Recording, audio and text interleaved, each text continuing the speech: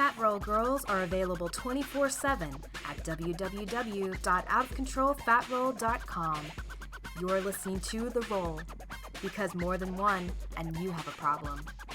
Hi, it's Christine, Jenny, and Meredith, and this is our very first real podcast. You'll notice that Ashley is not with us.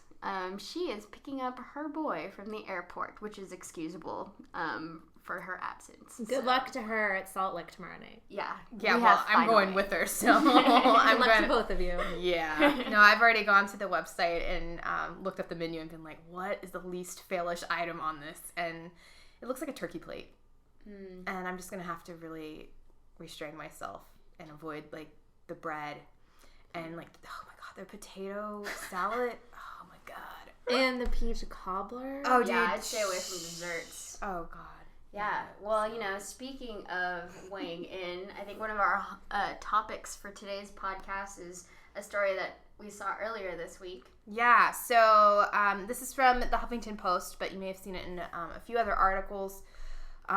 20 dieters plummeted along with the floor at a Weight Watchers weigh-in in Sweden. Who knew there were people overweight in Sweden? I know. I just tall and beautiful. Yeah, I thought they were like 6 foot, blonde, 100 pounds. I know, right? Well, apparently that's not the case. So here's the quote from one of the dieters. Quote, "We suddenly heard a huge thud. We almost thought it was an earthquake, and everything flew up in the air. The floor collapsed in one corner of the room along the walls." Oh my god. So, I guess the funniest part, or I don't know, like, personally, this would deter me from ever wanting to, like, step on a scale again. Yeah. Right? But, they took one for the team, and they relocated into the hallway, and they finished the weigh-in.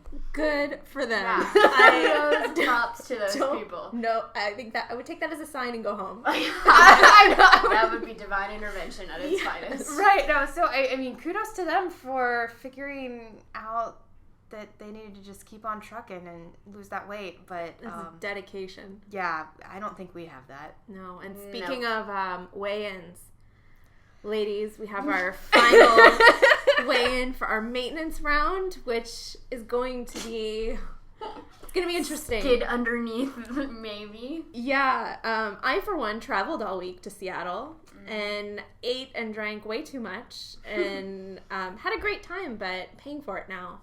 Yeah, the last, I guess, 3 or 4 weeks of work, I was, for anybody that is in the technology industry and knows anything about CES, that happened last week, and I played an integral role on a team for a Fortune 500 company, and yeah, I don't remember much. I definitely was, yeah, no, I wish I was drinking through most of it, and unfortunately some of my friends were jerks, but yeah, I didn't work out at all during those 3 weeks, like, really not a lick. And I'm a stress eater, so I'm sitting there, I'm like, oh my gosh, I've got to finish this. And we had the holiday popcorn. Yes. Yeah. What is holiday popcorn? Our office building leasing company sends popcorn, like caramel popcorn, chocolate, the big cheddar, cheese popcorn. Yeah, the big tin. The big tin, except they gave us 2 big tins. Yeah. Yeah, so... There was a trail of popcorn. Yeah, from the kitchen to my freaking cube. Ladies, why were there no fat fail pictures?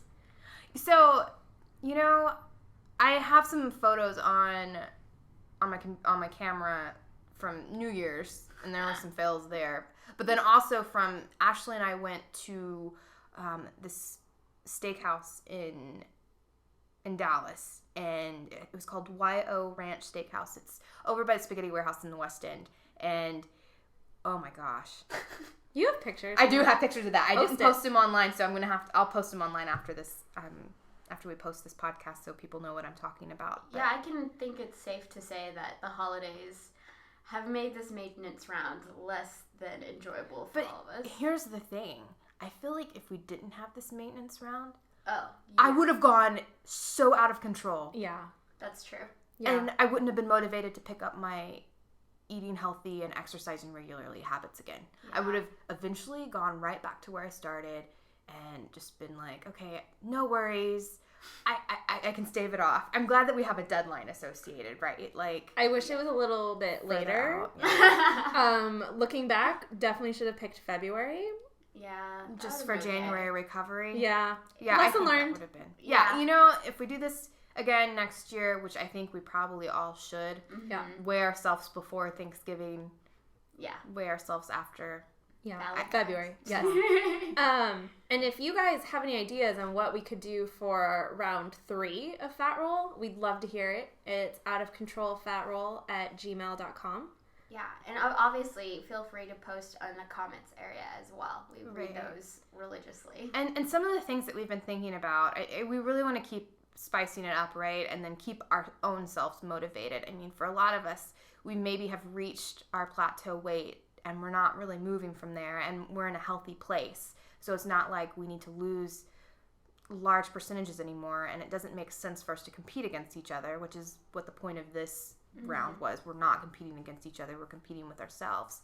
But I know that I was thinking of, okay, do we want to like maybe each individually come up with our own goals? So for example, I would commit to going to the gym 3 times a week, and every Thursday, instead of weighing in, I would write down how many times I went to the gym.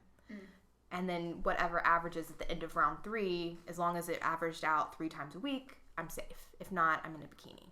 Right. So something like that, or I mean, Or I'd like to think of maybe an alternative to the bikini this time. Yeah. If you have any more humiliating things you'd like us to do, please let us know. I don't know if I want free reign. We'll consider it. Yes, we will consider it. Yes. No guarantee that we'll actually do it, but yeah, something else besides the bikini.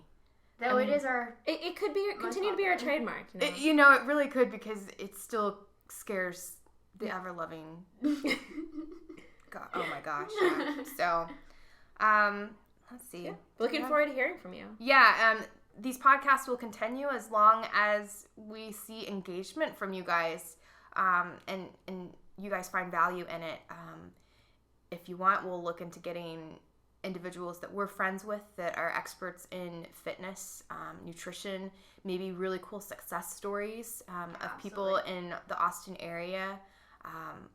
We all enjoy reading Pam LeBlanc's Fit City. Yeah, Fit City, so maybe having her guest one time. Probably need to talk with her about that. Hopefully she's not listening right now. Hey.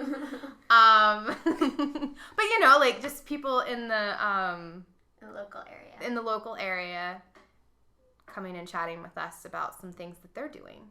So, well, I think that wraps up the first official podcast of the Fatroll Girls called The Roll.